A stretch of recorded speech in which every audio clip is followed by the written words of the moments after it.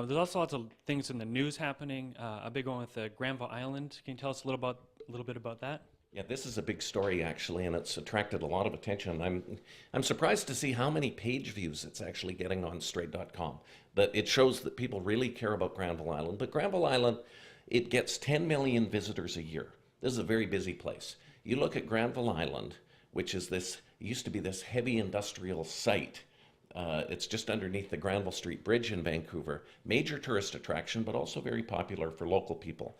And it has many restaurants. You know, you've got the Sandbar restaurant, you've got the Keg, you've got Dockside, you've got like it's known for food, plus the Granville Island Public Market, plus as an arts center. It's a major arts center. You've got the Arts Club review stage, you've got theater sports, and you have many other groups down there. And the Vancouver Writers Fest is based at Granville Island. So Granville Island is it's a cornerstone of Vancouver. For many years, it was created really in the 1970s by the Liberal government. What happened was Ron Bassford was the MP for Vancouver Centre, and they put a lot of public money and they created this market that was unique. And so what's happening now is the Conservative government has been in discussions. They say they're going to be making an announcement, but it looks like the authority over Granville Island will shift from Canada Mortgage and Housing Corporation to the Vancouver Port Authority, which is, they call it Port Metro Vancouver. The proper name is Vancouver Fraser Port Authority. It has no connection to Metro Vancouver, which is the governing body for the region. There's a bit of confusion there. So if Port Metro Vancouver takes it over, it will be in a position to put on festivals and cultural events and actually improve its image, because Port Metro Vancouver is having trouble with the public right now because basically the port is on a process and on a path to become the largest coal exporter in North America.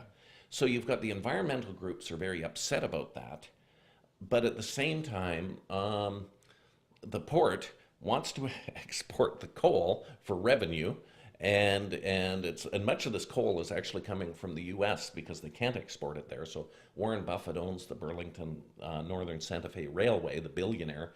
He wants to bring his trains up here full of coal to Surrey Fraser Docks, put it on a boat, go out, and the climate change activists are furious.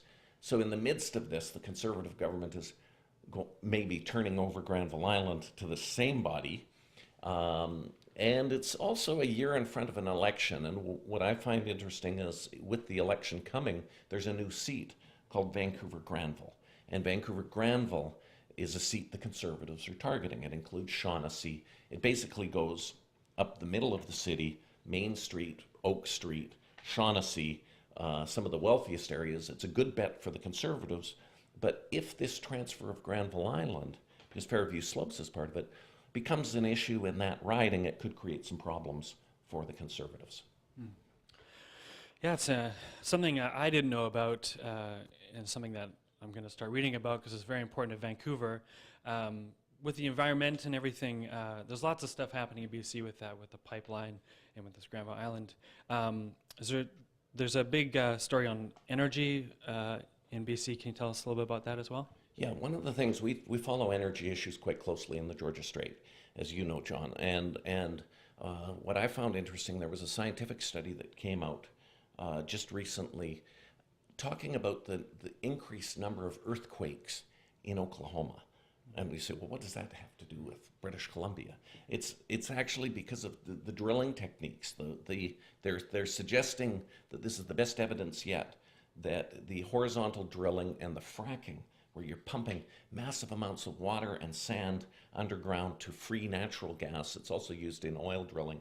The horizontal drilling is different from the fracking is the water and the sand and the chemicals to free up the natural resource. Horizontal drilling is something that's very efficient in that they put one drill down. It's like a drill bit goes down and then it goes horizontal, so they can suck everything up quickly and efficiently. So this has been a revolution in energy. And in the United States, it's resulted in a massive increase in the amount of gas produced, oil produced, particularly in North Dakota. But it's also happening to a great degree in British Columbia, and it's tied to the LNG export.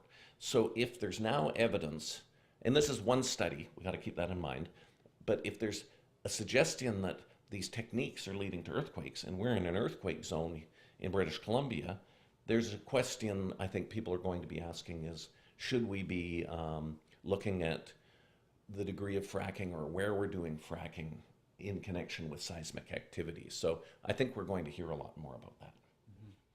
Yeah, very interesting stuff, important to know. Thank you, Charlie. It's been a pleasure talking with you. Thanks, John, and it's great to be back on WOW TV, and we'll see you next week. Bye-bye.